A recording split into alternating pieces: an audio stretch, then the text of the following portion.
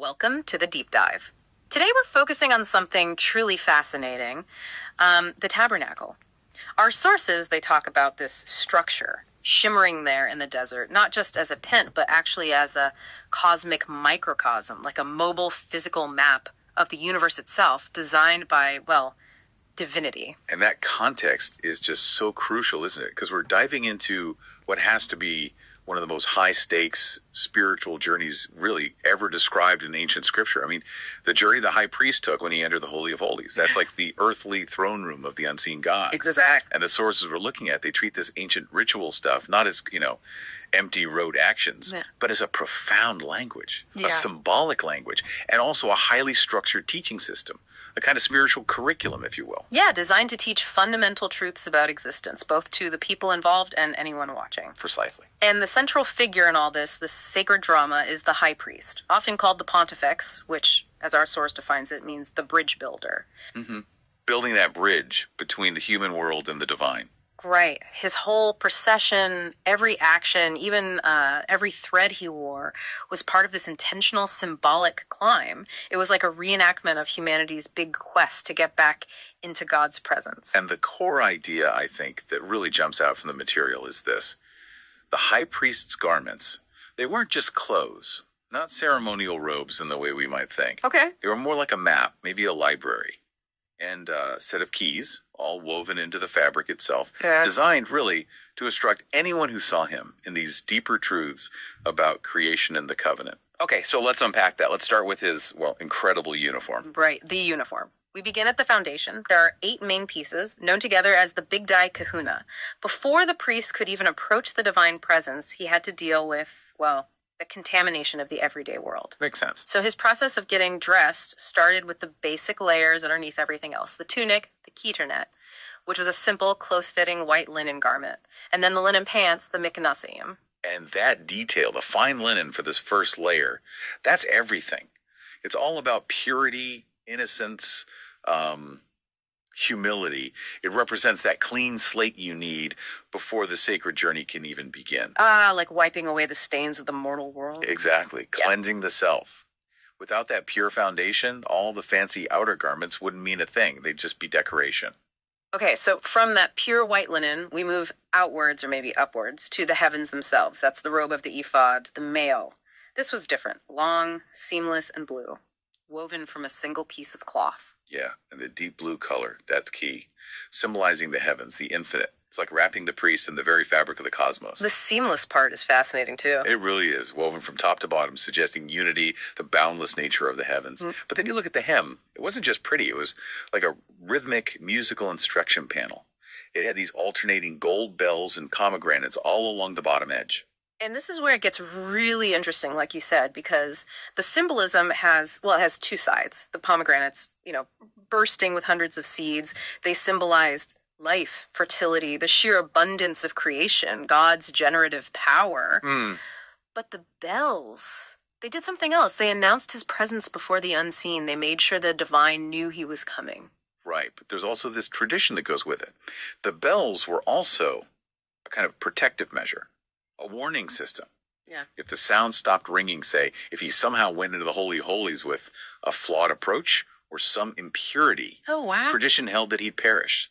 He was dead. The sound was the only way the congregation outside knew that their representative was still alive, still acceptable before God. That is terrifying accountability. I mean, if your spiritual state literally determines if you live or die in that moment, the pressure. Immense pressure. It turns the garment into a functional warning system, like you said. It really speaks to the mortal danger involved in approaching the divine presence incorrectly. Okay, moving further up or maybe outwards, we get the ephod itself. This was more like a vest or an apron maybe, a woven tapestry. And woven from 4 specific materials: gold, blue, purple, and scarlet threads. And those colors aren't random at all. The sources really emphasize this. This complex weave, it represented the 4 primary elements. It made the priest a living microcosm. A microcosm? How so? Well, think about it. Gold thread represented the earth, the physical. Blue was the heavens, or air. Scarlet was lifeblood, fire, and purple. Purple's the mix of blue, heaven, and scarlet earth. So it symbolized the veil, or maybe the sea, that boundary between realms.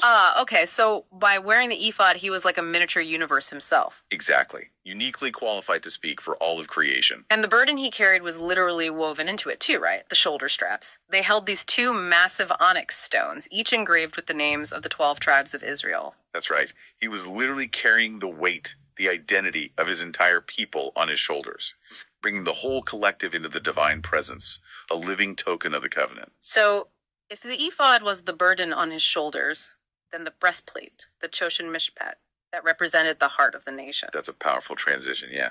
The sources call it the breastplate of judgment. It was designed like a pouch worn right over the heart.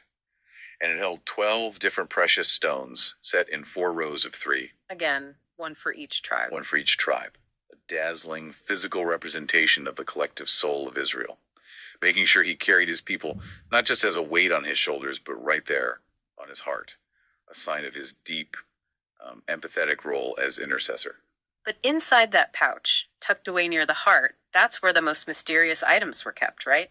The Urim and Thummim. Absolutely. The most enigmatic. Even their names are profound. Urim means lights, and Thummim means something like perfections or completeness. And the Bible doesn't really tell us what they look like. Stones, lights. Almost no physical description, but their function.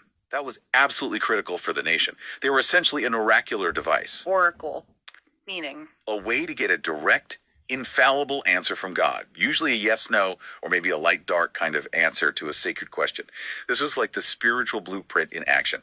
A direct line of divine revelation that bypassed human error. A guaranteed direct line. That's incredible power. But how did they ensure it wasn't, misused or misinterpreted? It sounds less like interpreting and more like just receiving. That seems to be precisely the point. It was designed almost like a closed system.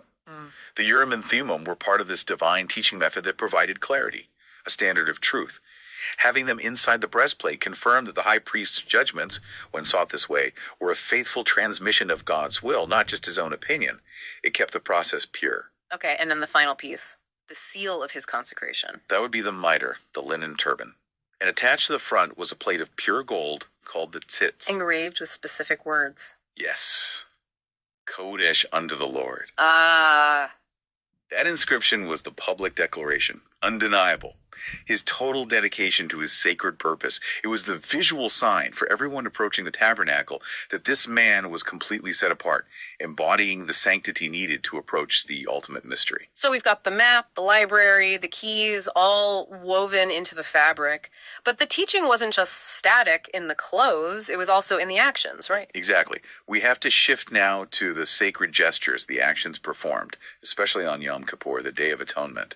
Our sources talk about these actions as a kind of nonverbal prayer, a formal ritual language understood by both heaven and earth. Yeah. This was the pinnacle of the priesthood spiritual curriculum.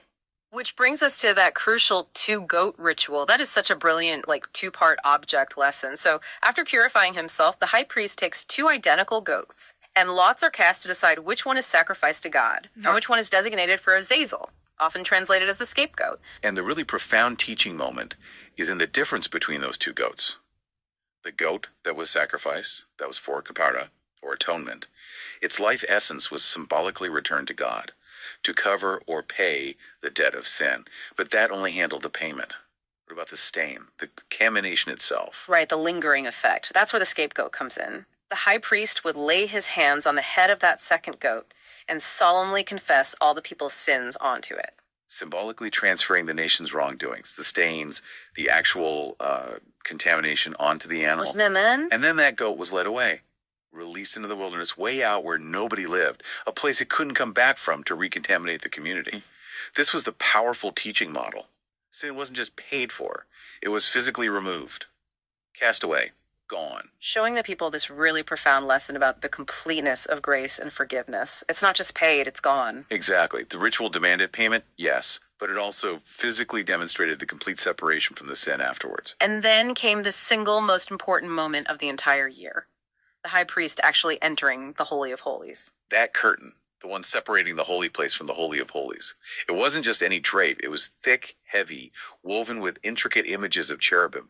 It represented the final barrier between the mortal world and the immediate presence of God. To pass through it was like stepping out of time and into eternity. Wow. Standing right at the nexus of heaven and earth. Truly. And once inside, surrounded by this thick cloud of incense, the high priest would perform the final act, sprinkling the blood of the sacrifice onto the caporet, the mercy seat, which sat on top of the Ark of the Covenant. This was the ultimate formal gesture of atonement, symbolically returning that life essence to its divine source, completing the whole annual cycle of purification and reconciliation. So, if we pull back and look at this entire system, the clothes, the temple layout, the actions, what's the bigger picture here? Well, the source material really suggests that this whole complex system, these signs and tokens, it isn't just some historical curiosity. It's described as a kind of living archetype, something that speaks to that universal human need or impulse to bridge the gap between our finite world and the infinite. It shows us how humanity tries to structure that return journey. Precisely. And the sources actually draw a pretty direct line from this ancient blueprint to modern practice.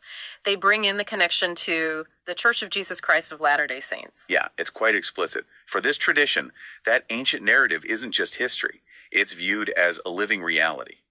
Part of what they term the restoration of all things, which they believe includes restoring ancient priesthood authority and the patterns of temple worship.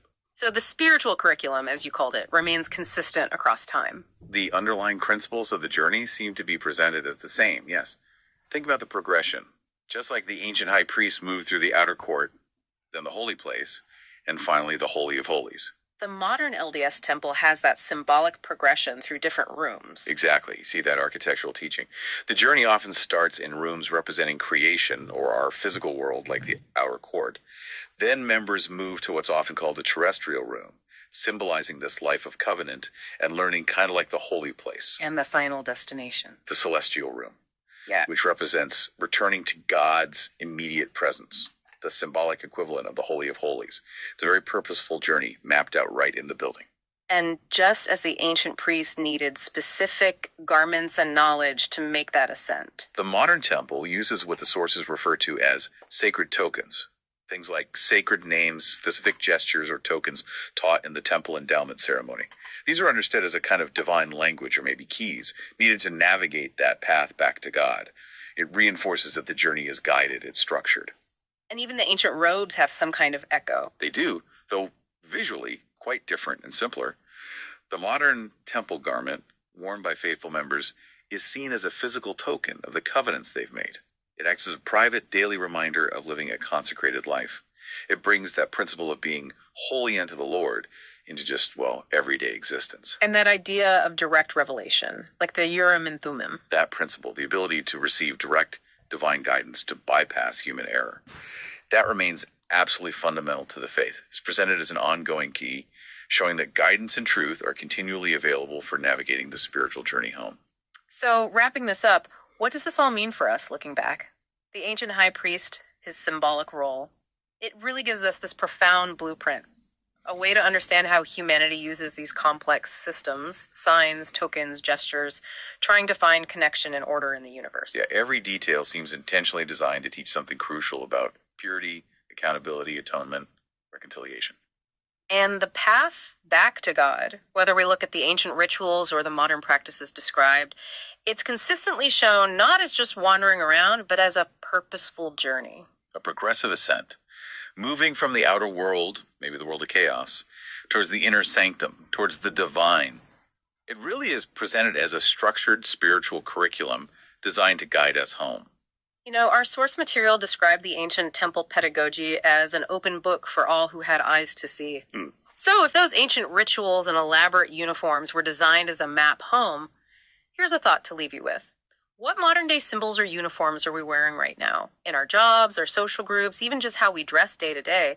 Are any of those unintentionally acting as a map, guiding us, or maybe even misguiding us on whatever journey we're currently on? Something to think about until our next deep dive.